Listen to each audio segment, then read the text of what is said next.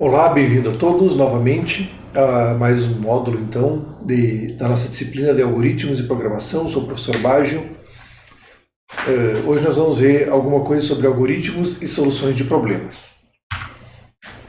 Vamos começar com a definição de software, que então é por definição uma sequência de instruções a serem seguidas e ou executadas na manipulação, redirecionamento ou modificação de um dado, uma informação, né, ou acontecimento. Então, mas na verdade é essa sequência, né?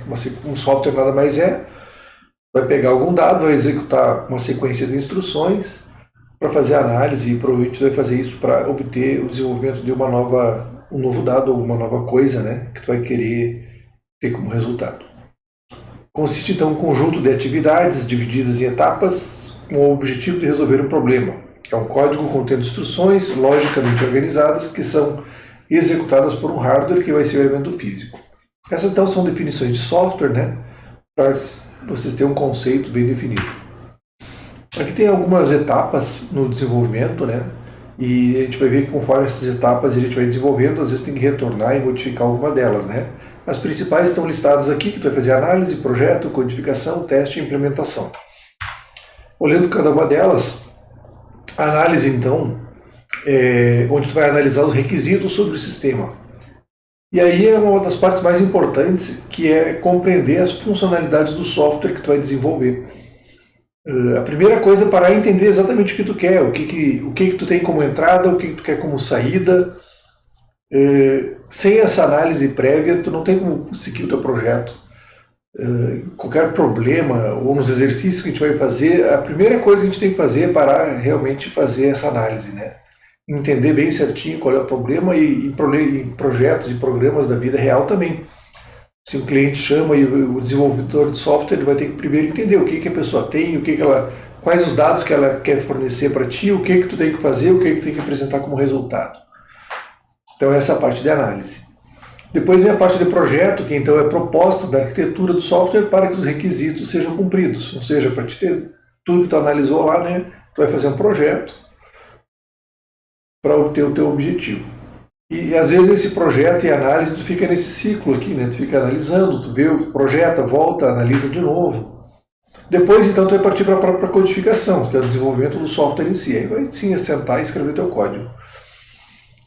Depois vem a fase de testes, cujo objetivo é testar as funcionalidades do software, né? Ver se está funcionando, se não está, se o que tu escreveu está fazendo o que era para fazer ou não. E aí vem a implementação, né, que é instalar e prover correções para eventuais erros de software. Então essa é uma das partes mais árduas, né? Tu vai fazer a implementação, aí acontecem coisas que tu não esperava. Então tipo assim, tu faz um campo lá e tu diz, entre com a idade, e a pessoa digita A, B, C. Pô, A, B, C não é a idade. A idade é o número. E às vezes dá problema, mas tu pensou, quando tu fez o teu software, tu pensou, mas aqui era para entrar com um número, mas o usuário lá rateou, e aí teu programa vai fazer o quê? Vai congelar, vai parar? Como é que vai fazer esses tratamentos assim, né? Então essas são dificuldades que surgem na implementação, e aí fica sempre nesse ciclo, né? Faz a implementação, faz correção, recodifica, testa de novo, às vezes alguma implementação não está funcionando bem, volta lá para o projeto, volta lá para a análise. Enfim, é um ciclo aí, esse é um ciclo bastante... leva bastante tempo, né? Para a pessoa poder fazer isso de uma forma para o programa ficar redondo, assim, ficar um programa maduro, né? Aqui tá algumas aplicações que temos, isso não é novidade para vocês, alguns, né? Mas hoje em dia eu queria dizer que o software ele não está mais limitado ao computador. Hoje nos smartphones nós temos vários programas, tem as televisões, são televisões já que tem um programa embutido, e às vezes tem esse embedded software, né, que chama o software embutido, ele está onde a gente nem imagina, né? Por exemplo, nos carros, sistema de freio, sistema de injeção eletrônica, carrinho controle remoto. Aqui botei exemplo de uma turbina de avião, que é toda ela programada, né? Tem alguém programando ali para aquilo funcionar direitinho. Micro-ondas, geladeira, máquina de lavar programável, Enfim, a eletrônica foi se esparramando, tornando fácil a nossa vida, a máquina de lavar roupa, lavar louça, e tudo é programado, tudo tem alguém que escreveu um programa específico para um processador que está rodando ali, para aquela coisa funcionar direitinho. Tá? Então é uma área bastante proeminente, bastante lucrativa para quem quer seguir uma carreira nessa área, né? Porque software só vai ter cada vez mais, né? Só vai ter mais softwares, programas, eletrônica embarcada, vai se esparramando pelo mundo.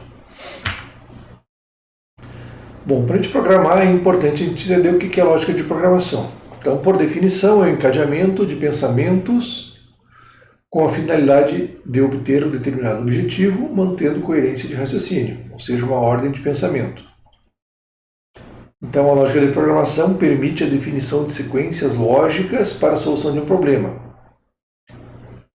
Então, tem que ter alguma noção básica aí para o desenvolvimento desses sistemas, e a lógica serve bastante para isso, né? Então, um exemplo de lógica, né? Todo maior de idade tem idade maior ou igual a 18 anos.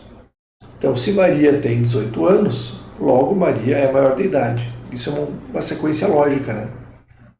Nós que pensamos conseguimos ter esse encadeamento, né? Onde uma coisa sendo verdadeira, uma outra atendendo o requisito, obviamente uma coisa faz com que essa pessoa se encaixe ou não no determinado requisito. Tá? Isso é um encadeamento lógico. Também precisamos ter a noção da instrução. O que é? Instrução é uma ação a ser desenvolvida em um dos passos necessários para executar uma tarefa. Na computação, a instrução ela indica qual a operação básica que deve ser executada. E aí nós temos as instruções aritméticas, soma, subtração, multiplicação, divisão. Instruções lógicas ou e não, são tipos de lógica, né? Eu já tinha falado isso na aula passada. Um exemplo é, quero ver se as pessoas são maiores de 60 anos ou menores de 18. Então isso é uma lógica, né? Essa lógica ou significa que eu vou pegar um grupo de pessoas que se encaixa na idade de maior ou igual a 60 anos e outro grupo que é menor de 18 anos. Eu quero saber as pessoas que se encaixam num grupo ou no outro, né? Obviamente nunca vai ter a e, não se aplica, né? Não vou ter uma pessoa que é menor de 18 e maior de 60, né? Não se aplica nunca, esse conjunto vai dar um conjunto de pessoas vazio, né? Mas a lógica ou se aplica. E algumas instruções de comparação, como igualdade, maior, menor, etc. né? Então, para resolver um problema, é necessário um conjunto de instruções executada em uma sequência lógica. Por exemplo, para fazer omelete, né? Então, as instruções são quebrar os ovos, bater os ovos, pôr sal, ligar o fogão, pôr óleo na frigideira, pôr a frigideira no fogo, fritar os ovos batidos, etc. Se tu pegar as instruções isoladas, como quebrar o ovo ou pôr o óleo na frigideira, não é suficiente para cumprir a tarefa, né? E a sequência só também não, né? Se tu então, só as instruções não servem. E só a sequência também não. Se tu executar, por exemplo, fritar os ovos antes de bater os ovos, não vai dar certo, né? Porque antes tu tem que bater os ovos, tem que ter a sequência, ela tem que ser obedecida, né? A sequência é tão importante quanto as instruções. Tá? Ou então ainda seria pior, né? Não pode fritar os ovos antes de quebrar os ovos. Senão tu não vai conseguir fazer omelete. Tu vai fazer outra coisa, não sei o que, mas omelete tu não vai conseguir. Para fazer omelete tu tem que primeiro quebrar, depois tu bater os ovos, depois tu pôr sal, né? Então essa sequência é importante tanto quanto as instruções em si. Tá? E aí vem então a definição de algoritmo. O que é um algoritmo? É uma sequência finita de passos lógicos necessários para efetuar uma determinada tarefa. Isso é um algoritmo. Tá? E ele deve ser claro e preciso. Ou seja, não pode ter ambiguidade ou mais de uma interpretação. Tá? Tem que ser bem claro, de forma que a tua tarefa possa ser cumprida sem erros. Por exemplo, somar dois números. Então, os passos seriam escrever primeiro o número do retângulo A, escrever segundo número do retângulo B, somar o número do retângulo A com o número do retângulo B e escrever o resultado no retângulo C. Olha como os passos são bem claros, não tem ambiguidade nenhuma. Não tem, não. Primeiro, escrever primeiro o número do retângulo A. Não tem dúvida, né? Você tem que pegar e botar um número aqui dentro, botar um outro número, fazer a soma e botar o resultado lá. Não tem uma outra interpretação. Ninguém pode chegar aqui assim e dizer, vou botar o primeiro número aqui no C. Não foi isso que foi mandado fazer, né? Então o algoritmo ele é bem claro. Vamos dar alguns exemplos mais práticos. Assim. Então um algoritmo, quando uma dona de casa prepara um bolo, ela segue uma receita, que nada mais é do que um algoritmo, onde cada instrução é um passo a ser seguido para que o prato fique pronto com sucesso. Então aí para quem está com fome, né? Como é que é para fazer um bolo? Então bata 4 claras em neve, adicione 2 xícaras de açúcar, 2 colheres de farinha de trigo, 4 gemas, 1 colher de fermento e 2 colheres de chocolate. Acho que aqui eram 2 xícaras, né? Esse projeto aqui está errado, pelo jeito. Bata por 3 minutos, unte uma assadeira com margarina e farinha de trigo, coloque o bolo dentro da frigideira e coloque para assar por 20 minutos. Então, são exemplos de algoritmo, né? Para que você não possa passar fome, e quem está passando fome pode pelo menos fazer um bolo agora, né? Conhece o algoritmo. Então isso é um algoritmo, a gente já faz algoritmos na nossa vida, a gente já segue alguns, às vezes nem sabia que era esse o nome, né? Mas um algoritmo é isso mesmo, é essa sequência do que fazer para obter um objetivo. Aqui tem outro algoritmo, né? Por exemplo, um motorista que necessita efetuar a troca de um pneu furado segue uma rotina, que é um algoritmo, né? Ou seja, primeiro verifica qual pneu está furado, depois posiciona o macaco para levantar o carro, pega o step, solta os parafusos do pneu furado, substitui o pneu furado, recoloca os parafusos, desce o carro, guarda o macaco e o pneu. Então, um algoritmo bastante simples e comum aí, né? Para quem também não sabia trocar pneu, tá aí, né? A receita de como trocar pneu. E as etapas, então, que são necessárias na solução de problemas são definidas assim, né? Primeiro, identificar o problema. Então, é ler com carinho o enunciado do problema até compreendê-lo completamente. Eu gostei muito dessa definição, assim, de ler com carinho. Eu já dou aula de algoritmos há muito tempo. Às vezes o pessoal me chama, professor, não entendi tal problema. O problema também, às vezes, está bem explicado e a pessoa simplesmente ela não leu, ela leu por cima, leu como quem está passando os olhos só por cima, né? Aí, às vezes, no enunciado está explícito o que é necessário fazer, né? Então, lê com carinho, ou seja, lê o enunciado, vê se tu entendeu bem, define o que é entrada, o que é saída e define o que tu tem que fazer. Antes disso, não adianta tu querer começar a programar, né? Depois, então, identificar os dados de entrada. Então, a partir da identificação do problema, identificar as entradas do enunciado. Por exemplo, a entrada ocorre através do teclado, do mouse, é um sistema anterior que gerou alguma resposta, gerou um arquivo, tu tem que ler um arquivo, o que entra no teu... O que é informado, o que o teu programa precisa saber para processar. Depois, identificar a saída de dados. Então, a partir da análise do enunciado, identificar quais saídas serão geradas, ou seja, o resultado final desejado.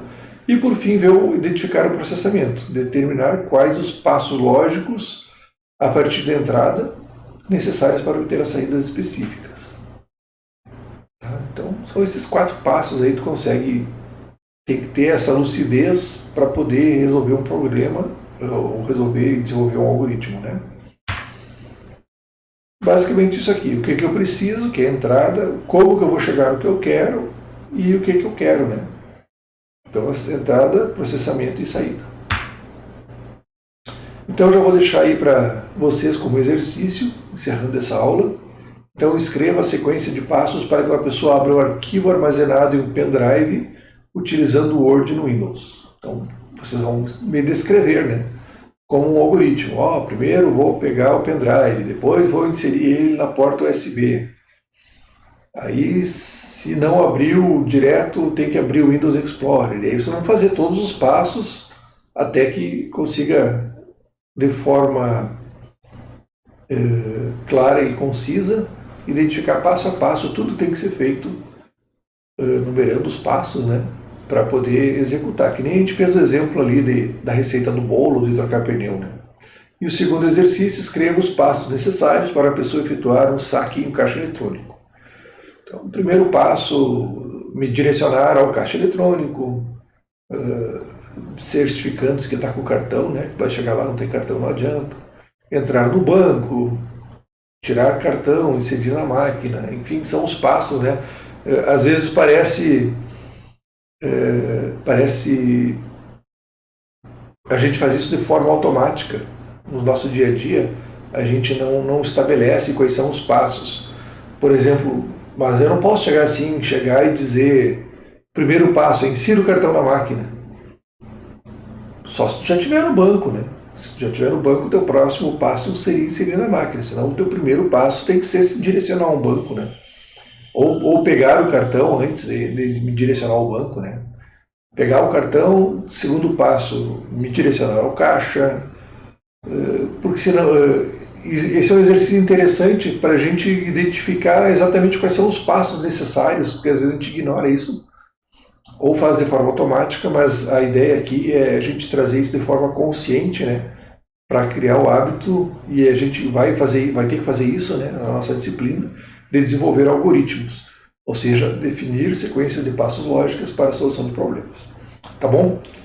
Desenvolvam seus algoritmos nesses dois exercícios, postem lá no Moodle, e a partir dali eu vou poder considerar quem é que participou, quem viu esse vídeo e desenvolver as atividades para considerar a presença. Tá bom? Grande abraço, até a próxima aula.